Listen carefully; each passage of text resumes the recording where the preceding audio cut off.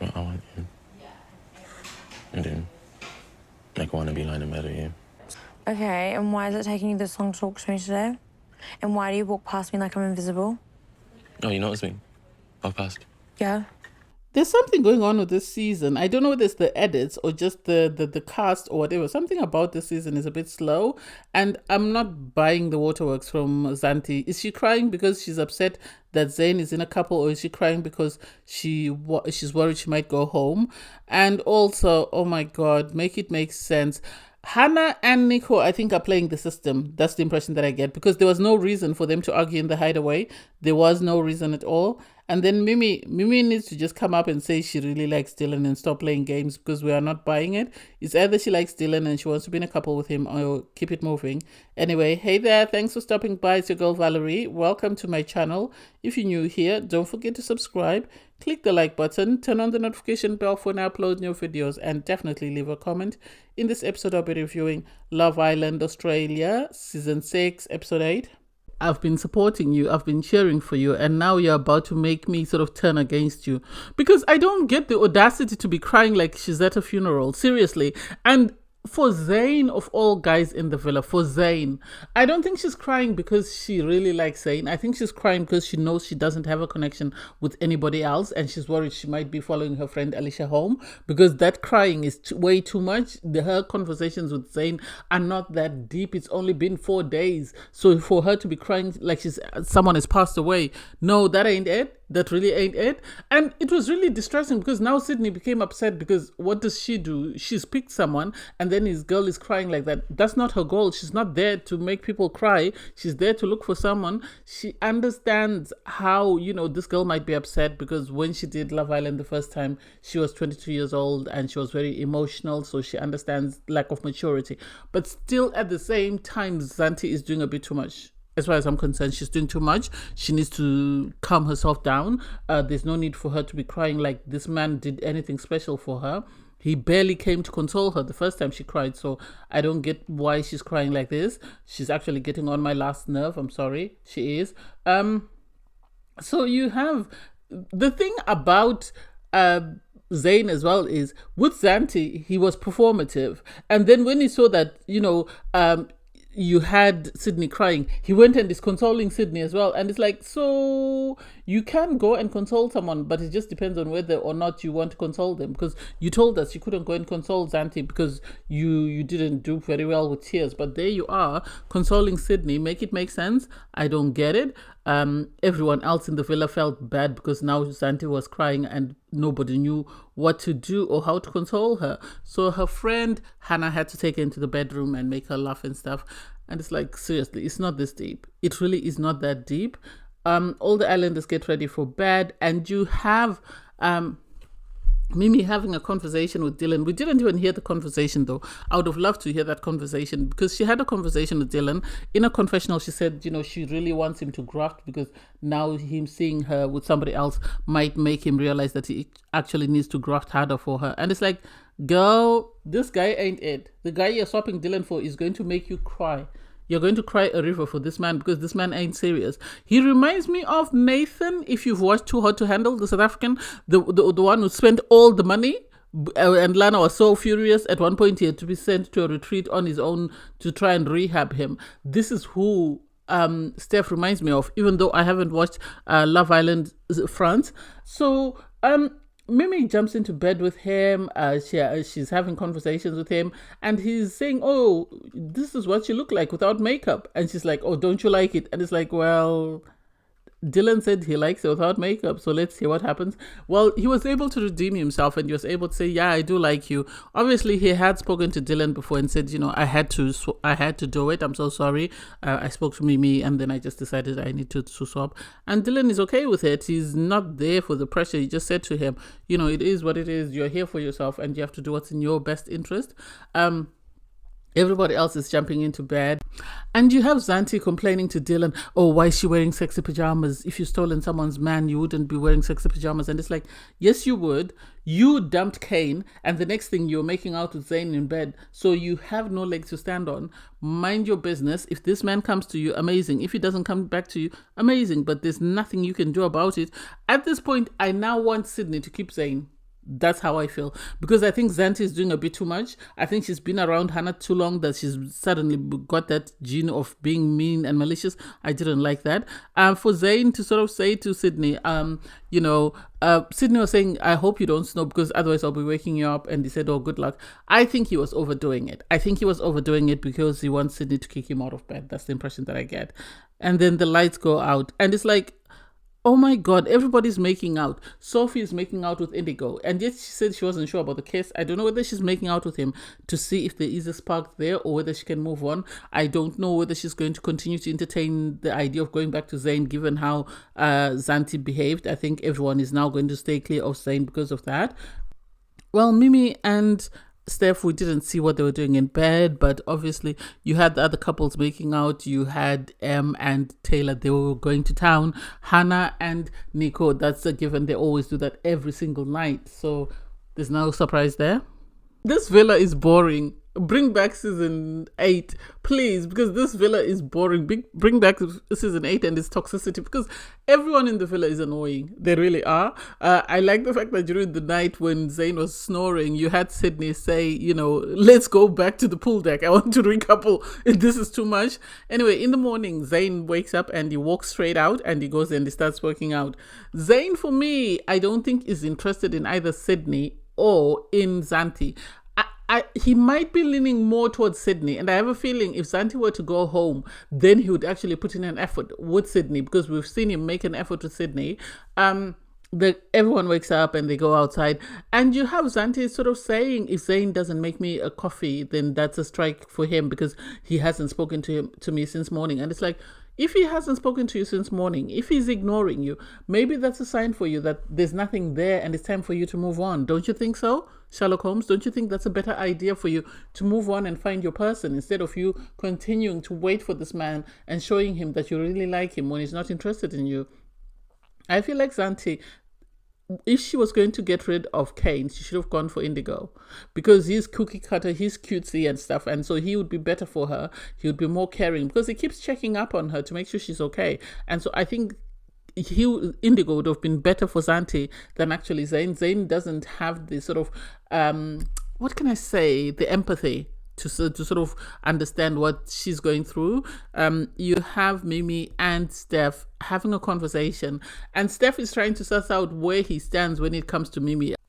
I think the reason why he's asking is because everywhere you turn, you always see Mimi and Dylan in conversation, but you never hear what they're saying. I don't know whether it's because they're having such an amazing conversation and they're growing their bond that the producers don't want us to know, and they would rather we focus on the fact that Steph is going after Mimi.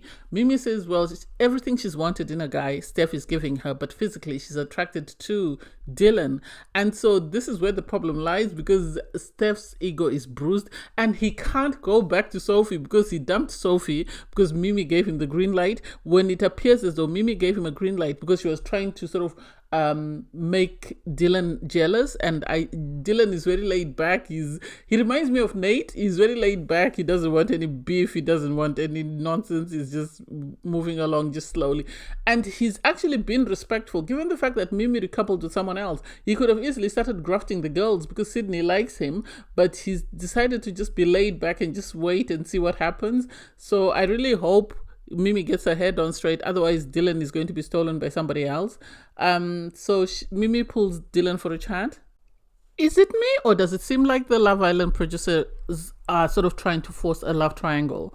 It feels like they're trying to force a love triangle between Sophie, Zayn, and whoever else wants to fit into that square, or they're trying to force a love triangle between Dylan, Steph, and Mimi. I don't get it. I really don't get it, because at the end of the day, these relationships should be allowed to develop organically. Mimi is sort of having a conversation with Dylan. She's not happy because she says Dylan is not really giving her what she wants. Yes, she's attracted to him physically, but he's not giving her what she wants, whereas Steph is giving her all that she wants without her asking for it. And Dylan is sort of being laid back. Here's what I think. I think Dylan thought he had time to sort of grow his relationship with Mimi. I think having told her that he wouldn't get to know anyone else before he got to know her, he assumed was enough for her. So now with Steph coming in, I think he thought Steph would just respect him enough to not go after his girl, but his girl is the one who went after Steph, and realizing that Steph has got his girl and there's a possibility that she could stay with Steph, Dylan now realizes that he has to actually do something. They do share another kiss, which made Mimi very excited. I think she got the fanny floods. So you have Mimi saying, I don't know whether he's starting to sort of make some moves because he knows that Steph might actually win me over, or whether he's making moves because he really likes me like that. And I personally think Dylan really likes Mimi. And if Mimi is not smart, she's going to be left with Steph. And Steph, if he realizes that he's not her number one, is going to dump her for somebody else. So it's going to end in tears. It's going to end in tears. I can see that. So you have Sophie and Indigo going to the bedroom for a conversation, because I think they're trying to suss each other out to see where they stand exactly. Are they just going to be focused on one another, or are they going to try and sort of explore connections with other people? Sophie says she is still open to sort of trying to have a conversation with Zayn to see where they stand, to see if there's anything there that they want to grow further. On his part, Indigo says he likes Sophie. She's his number one, but also he also likes Sydney, so Sydney's his number two. And for me, it's like he lacks the maturity to be with someone like Sydney. He lacks the maturity to be with someone like Sophie. Sadly, I think the only girl on his level at the moment is Zanti. And Zanti is so obsessed with Zayn, she's not willing to explore anything else or entertain anybody else, which is really sad, because I don't think Zayn feels her that way, or I don't think Zayn's feelings for her are that strong enough to sort of allow them to develop anything further. So finally, Zayn pulls Sophie for a chat.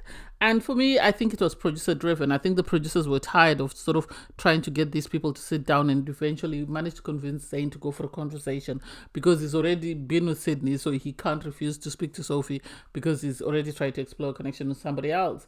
And he's saying to Sophie, you and I have a history, but I don't know whether our history is enough for us to try and explore anything, or whether there's anything there left for us to explore.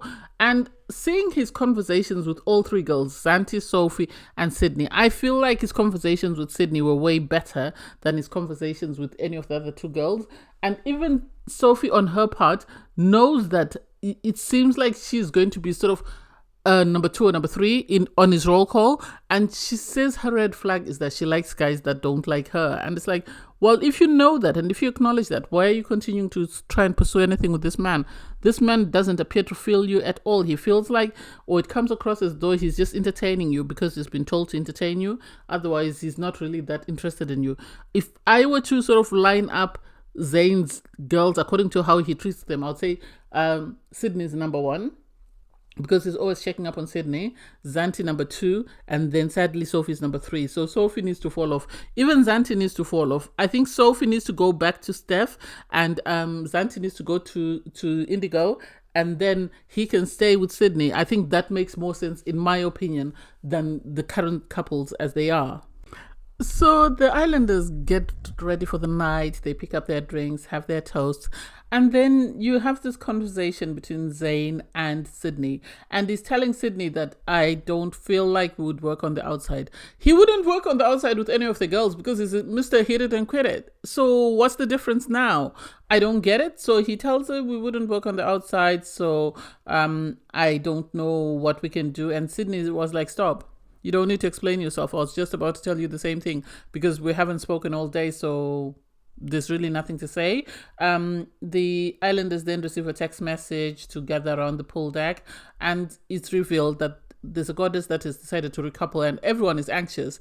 And so when Sydney stands up, Zanti's excited because she knows that she's getting this man back. And it's like, you don't need to be excited, because Sydney asked him, how do you feel about Zanti? And he says, you know, he likes you a little bit. And so that little bit is not sufficient for you to be giggling from and shining all your teeth, because that's someone is wasting your time. Anyway, she then reveals that she's decided to remain single, and I give her kudos for that. I don't know why she didn't decide to sort of couple up with Dylan. I think Dylan would have been a great guy for her, but maybe the producers have said no, leave Dylan alone. Because if she had coupled up with Dylan, it would have been interesting to see Mimi's reaction. Because at the moment, Mimi thinks she has all the power, and she feels like Dylan is only doing whatever he's doing because he's jealous. So I would have loved for Dylan to be in a couple. That way, Mimi shakes a bit in her boots, because it's not fair for her to be the one who's sort of in the love triangle and sort of in charge of who she picks. So the Islanders receive a text message to say that Hannah and Nico should go to the Hideaway. They're getting to go and sleep in the Hideaway. And I think the producers wanted to see if this relationship was real. I hope so. Or these two people were faking it. And as a result of what happened in the Hideaway, I feel like they're faking their relationship. And I hope the producers call BS on that, because they were excited to go. They both got ready. The guys were encouraging Nico, you're going to suck all her toes. I don't know whether it's got a foot fetish or whatever it is. So the girl, helped Hannah get ready. Nico was helped by the guys to get ready. They got ready for their date, and off they went to the Hideaway. In the Hideaway, at first, they seemed ecstatic. They were sort of eating fruit, and at one point, oh my God, dirty, dirty, dirty. You had Hannah feeding Nico food with her feet. And it's like, seriously, I don't care whether your feet have just come out of the bath. I do not care. I'm not using your feet to feed myself. Not even my own feet will I use to feed myself, unless I've become disabled, whereby I don't have any hands. And so, for them to go from that and suddenly start arguing over something silly doesn't make sense to me. Apparently, the argument is they were talking about a hen party and a stag do. And so Hannah was saying she doesn't want a hen party because, she doesn't want to have a male stripper. You had Nico saying he's happy to have a stag do and enjoy himself with the guys. He's happy for her to have a hen party. And she said, are you happy for me to go to Vegas? He said, yes, he's happy for her to do so. I feel like these two people are playing the system. I feel like they're not really romantically involved. I think they've come up with a strategy of how they can keep each other safe in the villa. So they're going to pretend as though they're deeply, or they're on their way to becoming very romantic and hopelessly falling in love with one another when they're not. Because I think the producers wanted to see what they would do if they were in private. Because that's not an argument enough for the two of you to be so upset that in the morning you just storm straight through to the bedrooms and just start talking to people and saying you're upset. That's not such a big deal. You're not even boyfriend and girlfriend, and yet you're already upset about a stag do. Make it make sense. For her to say we need to work on our communication style. No. The two of you are not romantically attracted to one another. You're pretending because you don't want to entertain anyone else, and you realize that the two of you can keep each other safe in the villa for as long as you can. That's the impression that I get, and I hope the producers call BS on that and swap them around to somebody else. Everybody else in the bedroom gets ready for the night, and they get ready to go to sleep. You have Zanti. Zanti's ecstatic because she gets to make out with Zayn. And I don't get it. I really don't get that coupling. And unless we're not being shown the full relationship. Zayn has already said he's not into Zanti as much as she is into him. So I don't know why she's entertaining him like that. You have Indigo and Sophie making out. And it's like, make it make sense. That's another couple that's not making sense to me. I don't know how they've gone from her being standoffish after the kiss to suddenly they're making out every night. I don't understand that. Confused.com. You have Em and Taylor, they're making out as well in bed. And it's like, these two are going to ride this till the very end. They're going to ride this. They are doing more or less the same thing that Hannah and Nico are doing. I wonder what would happen if they were sent to the Hideaway, how they would get away from making out in the Hideaway. That's just my impression. And then Mimi and Steph, they weren't making out in bed. Yeah, their heads were close together, but that was just it. And it's like Mimi is trying to make my poor guy Dylan jealous. That's the impression that I get. I don't think she's as into Nico as she makes out. So I don't know how that will play out. Poor Dylan and Sydney are sleeping on their own, and it's really sad. I really like them. I hope they find their own person. I don't know about this new Bombshell. He's not my cup of tea. As I said yesterday, it looks like they've just picked him up from the local bus stop. So everyone is in the bedroom, and we're introduced to Tommy. We saw a clip of him last episode, and I don't get why he's actually come in. I don't know who would actually find him attractive outside of the producers wanting maybe to use his followers to sort of watch the show, because it doesn't make sense that they would say this is someone that should be on Love Island. He's not that good looking, in my opinion.